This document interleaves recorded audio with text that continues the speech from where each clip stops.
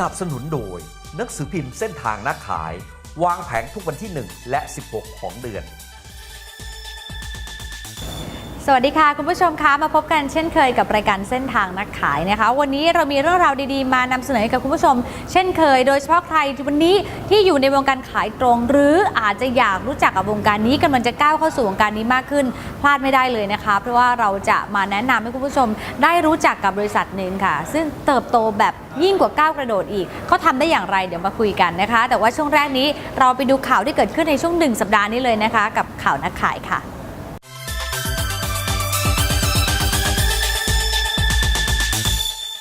คุณผู้ชมคะช่วงวิเคราะห์จุดขายวันนี้เรามาเยี่ยมเยียนบริษัทขายตรงแห่งหนึ่งนะคะจะเรียกว่าเป็นน้องใหม่ก็ไม่เชิงคือประกอบธุรกิจมา2 ปีกว่าๆนะคะแต่พอดูเรื่องของผลประกอบการดูเรื่องของการเติบโตของยอดขายเนี่ยต้องบอกเลยนะคะว่าน่าจับตามองมากๆสิ้นปีนี้ค่ะเขาบอกว่าแตะ1,000 ล้านแน่นอนที่ดูนะคะกับการเริ่มก่อตั้ง2 ปีกว่าๆทำได้อย่างไรตอนนี้นะคะดิฉันกำลังพูดถึงบริษัท Success Mall นั่นเองนะคะเดี๋ยวเรามาทำความรู้จักแล้วก็แอบเรียนรู้กลยุทธ์ของเขาไปพร้อมๆกันเลยกันละกันนะคะวันนี้ค่ะดิฉันได้รับเกียรติจากผู้ร่วมก่อตั้งแล้วก็ท่านเป็นกรรมการผู้จัดการของ Success Mall ด้วยนะคะคุณนพกฤษ นิธิเลิศวิจิตรค่ะสวัสดีค่ะสวัสดีครับก่อนที่เราจะมาพูดคุยเรื่องของยอดขายทำความรู้จักกันก่อนเลย Success Mall คืออะไรคะซัสมอลเป็นเรียกว่าเป็นธุรกิจเปลี่ยนแปลงชีวิตผู้คนด้วยเครือข่ายโดยเรามองว่าทุกคนต้องการมีชีวิตที่ดีขึ้นและการที่จะมีชีวิตที่ดีขึ้นเนี่ยต้องเริ่มเปลี่ยนแปลงที่ตัวคนคนนั้นก่อนเราก็วางตำแหน่งว่าที่นี่เนี่ยถ้าใครเข้ามาก็สามารถเปลี่ยนแปลงตนเองในด้านของแนวคิดภาวะผู้นำการสื่อสารความเข้าใจตนเองและการอยู่ร่วมกับคนอื่นได้ดีจนกระทั่งสามารถเอาความดีเหล่านี้เนี่ยไปช่วยชีวิตคนอื่นและให้เปลี่ยนแปลงโดยมี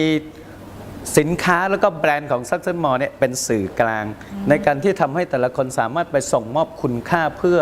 ตอบสนองความต้องการของคนที่อยู่ในตลาดได้นะครับนี่คือความเป็น Success Mall นะครับ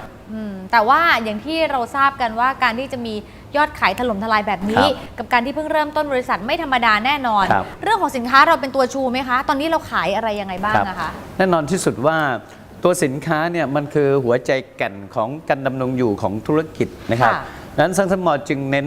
ในเรื่องของคุณภาพสินค้าที่เป็นนวัตกรรมคุ้มค่าเงินแล้วทำให้คนสามารถซื้อซ้ำบริโภคได้อย่างต่อเนื่อง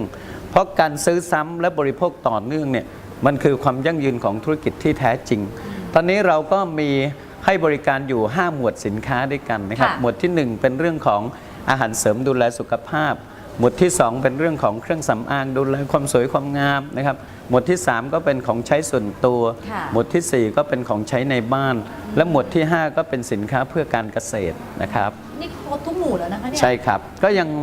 อีกหมวดหนึ่งเป็นสินค้าเทคโนโลยีซึ่งก็อยู่ในแผนงานทางด้านมาร์เก็ตติ้งของบริษัทที่จะเติมเต็มในโอกาสต่อไปนะครับนะคะ5กลุ่มหลักๆลายสินค้าก็ค่อนข้างที่จะหลากหลายด้วยเหมือนกันใช่ไหมคะหมายถึงว่าประเภทของสินค้าเลยนะคะใช่ครับตอนนี้ก็มีสินค้าประมาณ50 รายการแล้วในการที่จะดูแลตอบสนองความต้องการของผู้บริโภคที่อยู่ในตลาดและเป็นเครื่องมือสนับสนุนในการทำให้คนที่มาร่วมธุรกิจกับเราเนี่ยทำธุรกิจได้ง่ายขึ้นเพราะเรามีความหลากหลายของสินค้าเพื่อตอบโจทย์ด้วยนะครับแต่ถ้าพูดถึงในปัจจุบันนี้นะคะหลักการของเครือข่ายหรือว่าขายตรงมันก็มีเยอะมากของเรายิ่งมาทีหลังด้วยแบบนี้เนี่ยอะไรคือจุดเด่นนะคะอะไรที่ไปสู้กับเขาได้แน่นอนก่อนที่จะเริ่มเปิด Success Mall เนี่ยเราก็ทำกันบ้านหนักว่า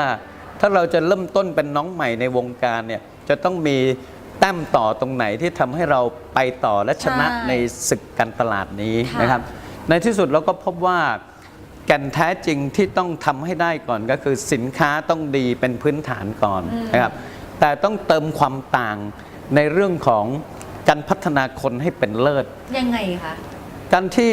คนจะประสบความสำเร็จในธุรกิจเครือข่ายเนี่ยเพราะธุรกิจเครือข่ายมันเป็นธุรกิจเกี่ยวข้องกับผู้คนนั้นคนต้องเป็นคนที่มีความสามารถและเป็นคนดีก่อนจึงจะไปเกี่ยวข้องกับผู้คนได้จึงมาจับเรื่องของการระบบพัฒนาคนโดยจัดตั้งเป็นระดับ Success Mall Leadership Academy เลยตั้งเป็น Academy เพื่อดูแลผู้คนตั้งแต่เริ่มต้นเข้าบริษัทเนี่ยให้เขาเข้าใจชีวิตตัวเองเข้าใจชีวิตผู้อื่นแล้วให้เขามีภาวะผู้นำที่สูงขึ้นให้เขาสามารถบริหารพลังงานของตัวเขาในวันต่อวันได้ในที่สุด ให้เขามีความสามารถในการสื่อสารกับผู้คนได้ดีขึ้น แล้วก็ยกระดับความสามารถในการบริหารความเป็นองค์กรของตัวเขาเนี่ยถ้าเรายกระดับใน 4-5 เรื่องนี้ แต่ละคนก็จะสามารถดูแลและขยายเครือข่ายของตัวเองให้เติบโตได้ อันนี้คือจุดที่ถือว่าซักเซสมอลมีแต้มต่อในเรื่องของการพัฒนาคนให้เป็นเลิศกับอีกตัวหนึ่งซึ่งถือว่าเป็นปัจจัยสำคัญเลยที่ทำให้ซักเซสมอลยืนหยัดมาจนถึงเข้าสู่ธุรกิจหลักพันล้านเนี่ยเป็นเรื่องของตัววัฒนธรรมองค์กรเพราะตัวแก่นหลักของการเป็นบริษัทเนี่ยชีวิตชีวาจิตวิญญาณของมันจริงๆมันคือคำว่าวัฒนธรรมวัฒนธรรม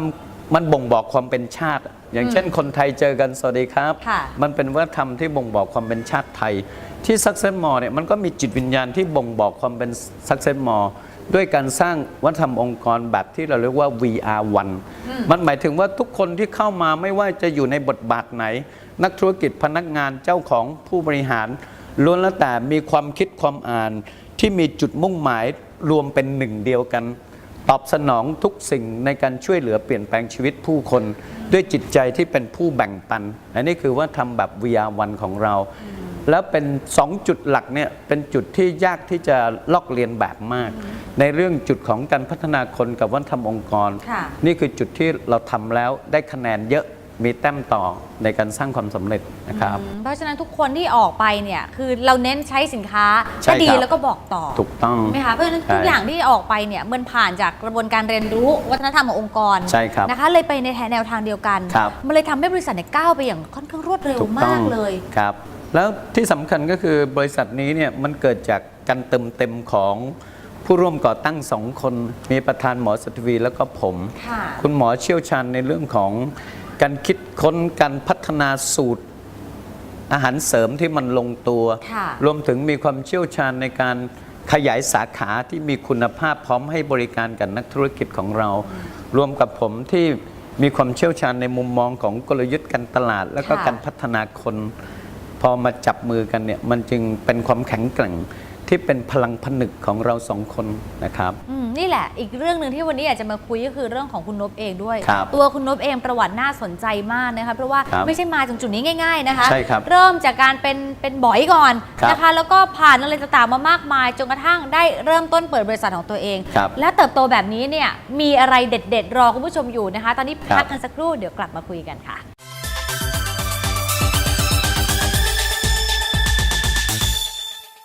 กลับมาพูดคุยกันต่อนะคะเมื่อสักครู่นี้คุยค้างเอาไว้ว่าคุณนพเนี่ยประวัติน่าสนใจมากแต่เดี๋ยวแป๊บหนึ่งก่อนที่จะคุยเรื่องคุณนพนะคะเมื่อสักครู่นี้เราได้ยินมานิดนึงนะคะเรื่องของ Academy ของบริษัทเราเองนะคะใช้ชื่อว่า Success Small Leadership Academy มีการสัมมนาด้วยนะคะแล้วก็ชื่อสัมมนาน่าสนใจมาก Start Your Business with Why ใช่ครับคืออะไรคะทำไมทำไมคือคำถามที่คุณจะต้องตั้งเหรอใช่ทำไมเพราะโดยปกติระบบการศึกษาที่เราเรียนจนจบปริญญาตรีปริญญาโทจนถึงด็อกเตอร์เนี่ยเขาสอนในเรื่องของ what กับ how ว่าทำแล้วได้อะไรแล้วทำอย่างไรแต่ไม่ได้สอนในเรื่องแก่นของการสร้างความสำเร็จที่สำคัญที่สุดของมนุษย์นั่นก็คือ why why มันแปลว่าความหมายและคุณค่าที่คุณให้กับสิ่งที่คุณต้องการประสบความสำเร็จเนี่ยมันคืออะไรเพราะไอ้ what กับ how เนี่ยมันเป็นเรื่องของตรรกะเหตุและผลถ้าคุณทำตามเนี่ยคุณได้สิ่งนี้แน่แต่มนุษย์ไม่ได้ถูกขับเคลื่อนด้วยเหตุและผลมนุษย์ถูกขับเคลื่อนด้วยอารมณ์ความรู้สึกนั้นอารมณ์ความรู้สึกคนจะเข้าถึงมันต้องเข้าใจความหมายของสิ่งที่คุณให้กับสิ่งที่คุณต้องการเมื่อเราเข้าใจถึงอารมณ์ความรู้สึกตรงนี้เนี่ยมันจะมีพลังพิเศษที่ทำให้มนุษย์ยืนหยัดต่อสู้เอาชนะอุปสรรคปัญหาที่มาท้าทายได้เราก็เริ่มต้นสัมมนาแรกเนี่ยไม่ได้คุยเรื่องธุรกิจเลยแต่คุยเรื่องว่าคุณจะเริ่มต้นธุรกิจแบบไหนที่คุณเข้าใจความหมายที่ธุรกิจนี้มีความหมายต่อชีวิตของคุณจริงๆโดยใช้เวลาค้นหาความหมายกันทั้งวันโดยผมใช้ศาสตร์ NLP ประยุกต์เพื่อทำให้คนไทยฟังแบบง่ายๆแล้วฟังซ้ำได้บ่อยๆเพื่อให้เขามีความเข้าใจชีวิตตัวเองเพื่อเอาความเข้าใจชีวิตตัวเองเนี่ยไปใช้ร่วมชีวิตกับคนอื่นในที่สุดก็สร้างความสำเร็จร่วมกันได้นะครับด้วยเหตุนี้หรือเปล่าเพราะว่าทำบริษัทขึ้นมาเนี่ยท่ามกลางถึงแม้ว่าเศรษฐกิจจะเป็นอย่างไรก็ตามด้วยทัศนคติด้วยแนวคิดแบบนี้ผ่านได้ตลอดเลยผ่านฉลุยเลยถูกต้องเพราะว่าจริงๆแล้วเนี่ย ภาวะเศรษฐกิจมันเป็นข้อเท็จจริงที่อยู่ข้างนอก ค่ะ แล้วเราเป็นคนที่ไม่สามารถควบคุมสิ่งนี้ได้เลย เพราะเราไม่ได้เป็นนายกรัฐมนตรี เราไม่ได้เป็นรัฐมนตรีกระทรวงการคลังพาณิชย์ต่างๆ เราไปกำกับมันไม่ได้ ค่ะ แต่สิ่งที่เราทำได้ก็คือ เราต้องใส่อินพุตให้กับทั้งบริษัท แล้วก็อินพุตให้กับคนของเรา เพื่อให้เขามีพลังจนกระทั่งพลังที่ได้มากับอินพุตการสนับสนุนที่เราเติมให้เนี่ยสามารถไปเอาชนะอุปสรรคปัญหาข้างนอกได้ แม้ว่าภาวะเศรษฐกิจข้างนอกจะไม่ดีเนี่ยแต่ความต้องการมีชีวิตที่ดีขึ้นของมนุษย์ยังคงมีอยู่ ยังคงต้องการอยู่ เมื่อคนของเรามีพลังที่สูงกว่าเศรษฐกิจข้างนอก แล้วไปอธิบายความให้คนที่มีความต้องการเข้าใจและชวนเขาเข้ามา Start Your Business with Why เขาก็เข้าใจชีวิต แล้วก็ช่วยออกไปชวนคนเข้ามาสัมมนาเปลี่ยนแปลงชีวิตตัวเอง โดยใช้ซักเทมอเป็นสื่อกลางในการเปลี่ยนชีวิต สุดท้ายผลลัพธ์ที่ปรากฏเนี่ยมีคนที่รับผิดชอบชีวิตครอบครัวได้ดีขึ้นจำนวนมากขึ้นมากขึ้น มันก็เกิดความเชื่อมั่นให้กับผู้คนที่อยู่ในตลาด ค่ะ จึงมีคนที่สนใจซักเซสมอเพิ่มขึ้นทุกๆเดือนนะครับ ปีที่แล้วเห็นบอกยอด 300 กว่าล้าน 334 ล้านเอง ค่ะปีนี้นี่คือยิ่งกว่าก้าวกระโดดอีกนะคะ เป็น ใช่ครับ เป็นพันล้าน ใช่ครับ ด้วยหลักด้วยวัฒนธรรมแบบเนี้ยเหรอคะ ถูกต้องเติบโตกว่า 300%นะครับ ค่ะ อย่างที่ผมพูดถึงนะครับว่าคนต้องการเปลี่ยนแปลงชีวิตในประเทศในโลกนี้เนี่ยมันมีอยู่เสมอ ค่ะ แต่เมื่อไหร่ก็ตามที่เราออกแบบเครื่องมือและตอบโจทย์ทำให้เกิดผลลัพธ์จริงเนี่ยการพูดปากต่อปากมันก็จะมากขึ้น ในที่สุดทุกคนก็จะจับจ้องมาที่ Success Mall แล้วก็พร้อมเปิดใจใหม่ให้กับชีวิตตรงนี้อีกครั้งหนึ่ง โดยเริ่มต้นแล้วก็สร้างความสำเร็จได้จริง ความน่าเชื่อถือก็จะเกิดเพิ่มขึ้น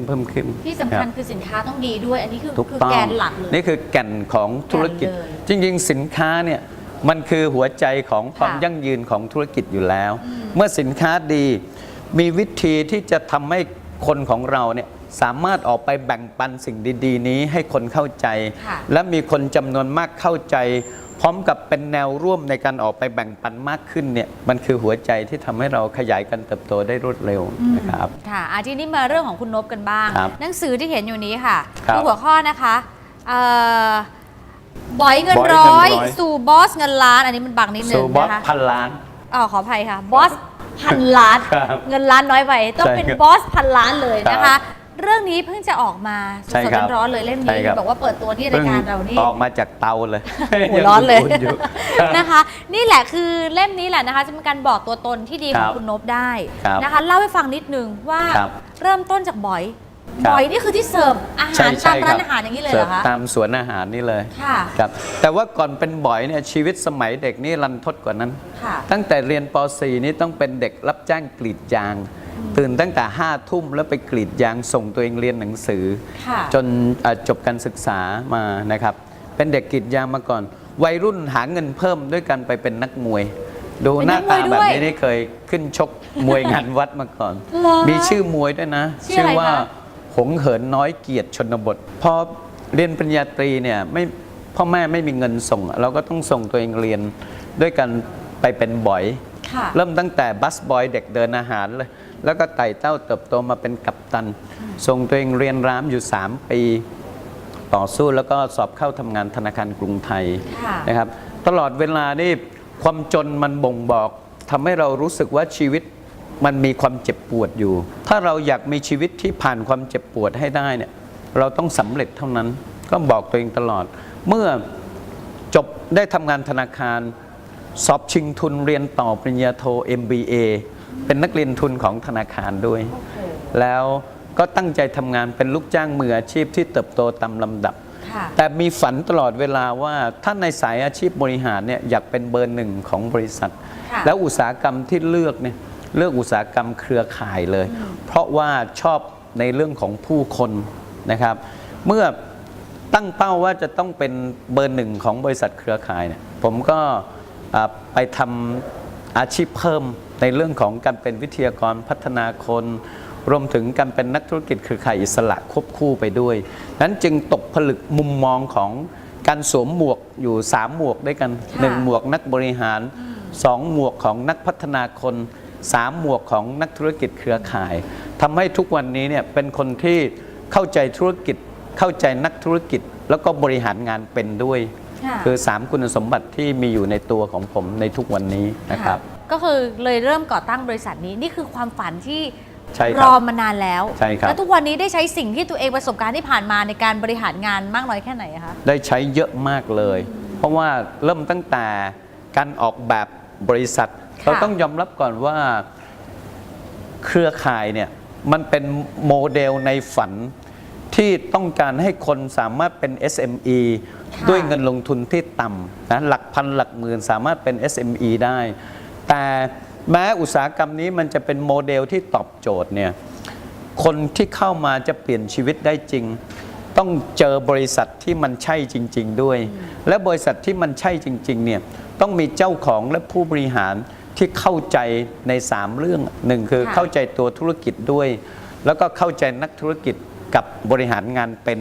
ผมก็ใช้ทุกๆประสบการณ์ที่ผ่านมาร่วมกับประสบการณ์ของคุณหมอ ในการออกแบบตั้งแต่วางตำแหน่งของ Success Mall ว่า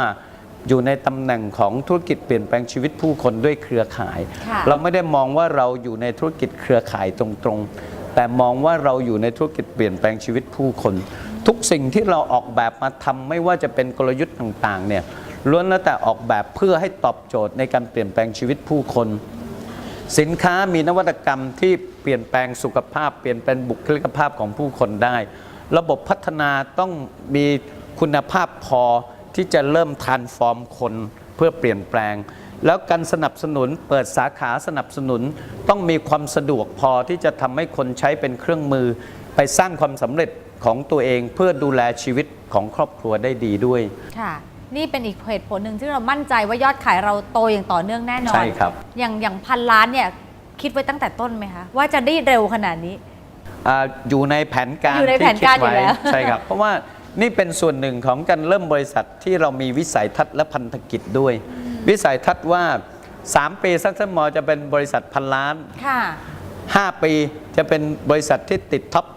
ค่ะ 10 10 ปีจะเป็นบริษัทที่ติดท็อป 5 อันนี้เป็นมุมมองที่เราวางไว้ ค่ะ เป็นวิสัยทัศน์ ด้วยพันธกิจเปลี่ยนแปลงชีวิตผู้คน กลยุทธ์ออกแบบมาเพื่อรองรับทำให้วิสัยทัศน์มันเป็นจริง ค่ะ รวมถึงออกแบบกิจกรรมการสัมมนาต่างๆ ให้มันตอบโจทย์กลยุทธ์ที่วางไว้ ทุกสิ่งมันสอดคล้องเป็นท่อเดียวกันหมดเลย นี่คือแก่นที่เป็นความสามารถหลักของ Success Mall จนทำให้เราชนะในสงครามตลาดนี้นะครับ อย่างนี้ได้ฟังแล้วอยากจะร่วมเป็นส่วนหนึ่งของบริษัท ต้องบอกว่าตั้งแต่ช่วงเริ่มต้นนะคะ ยังอยู่ในพีเรียดแรกๆอยู่แบบนี้ ครับ อยากเริ่มไปด้วยกันแบบนี้เลยเนี่ยค่ะ ต้องทำยังไงบ้างอะคะ เข้าไปที่ www.successmall.com เพื่อดูข้อมูลเบื้องต้น แล้วก็สามารถโทรเข้ามาที่ call center ของบริษัทก็สามารถจัดสรรผู้นำที่เข้าไปดูแลสำหรับผู้ที่มีความต้องการได้อย่างเหมาะสมนะครับ แต่ถ้ามีนักธุรกิจของเราออกไปแบ่งปันโอกาสเนี่ยก็ขอให้รับโอกาสจากการแบ่งปันที่นักธุรกิจของเราออกไปในภาคสนามได้เลยนะครับ ค่าใช้จ่ายอะไรพวกนี้การเงินลงทุนเบื้องต้นนี่ไม่ใช่ปัญหาเลยนะคะ ใช่ครับ แค่ 300 บาท 300 บาท 300 บวกกับซื้อสินค้าไปให้มีประสบการณ์ดีๆ ค่ะ แค่ 3,000 บาทแค่นั้นเอง อ๋อ ก็สามารถรับรายได้หลักหลายหมื่นหลายแสนจนถึงหลักหลายล้านต่อเดือน นะคะใครสนใจก็ติดต่อได้นะคะ หรือว่าถ้าเกิดมีตัวแทนไปก็เปิดรับโอกาสอย่างที่บอก ทีนี้หนังสือเล่มนี้ด้วยนะคะ ที่บอก ครับ ไปเมื่อสักครู่นี้เนี่ยหลายคนบอกว่าโอ้โหเห็นหัวข้อแล้วได้ฟังเรื่องราวของคุณนพคร่าวๆแล้ว อยากอ่านเล่มนี้เต็มๆ ครับ เพราะฉะนั้นถ้าอ่านเล่มนี้เต็มๆเขาจะได้อะไรนอกเหนือจากที่เราคุยกันเมื่อสักครู่ไหมคะ นี่เลยมีพาดไว้ว่า มหัศจรรย์แห่งแรงบันดาลใจ ที่จะเสริมแรงศรัทธาและความเชื่อจนคุณยืนหยัดสร้างความฝันให้กลายเป็นความจริงได้ ค่ะ เพราะทุกสิ่งที่ผมสร้างวันนี้เนี่ยมันมาจากความฝันที่เรายังคงยึดเหนี่ยวไว้ แล้วก็สร้างกำลังใจให้กับตัวเอง รวมถึงพัฒนาตนมาอย่างต่อเนื่อง มันก็จะบ่งบอกวิธีแก้ปัญหาเอาชนะอุปสรรคปัญหาของผม รวมถึงการทำให้ตัวเองเติบโตขึ้นตามลำดับ ค่ะ ทุกคนที่ต้องการมีชีวิตที่ดีกว่านี้ก็ทำได้แน่นอน ผมทำเป็นตัวอย่างให้ดูแล้ว อะไรที่คนทำได้คนย่อมทำได้ เป็นกำลังใจให้กับทุกคนนะครับ นะคะก็ยินดีมากๆเลยวันนี้นะคะ ที่เราได้รับต้องบอกว่าได้รับแรงบันดาลใจนะนอกจากความรู้ที่มาแล้วเนี่ยค่ะแรงบันดาลใจทำให้รู้สึกฮึกเหิมขึ้นมา ครับ นะคะ แล้วก็หนังสือเล่มนี้ด้วยถ้าสนใจหาซื้อได้ ครับ ของที่ไหนบ้างคะ ก็จัดจำหน่ายโดย ร้านในอิน อ่า B2S แล้วก็ C1 ด้วยครับ ค่ะโอเคยังไงวันนี้ขอบคุณคุณนพมากๆเลยค่ะ ครับ ขอบคุณครับ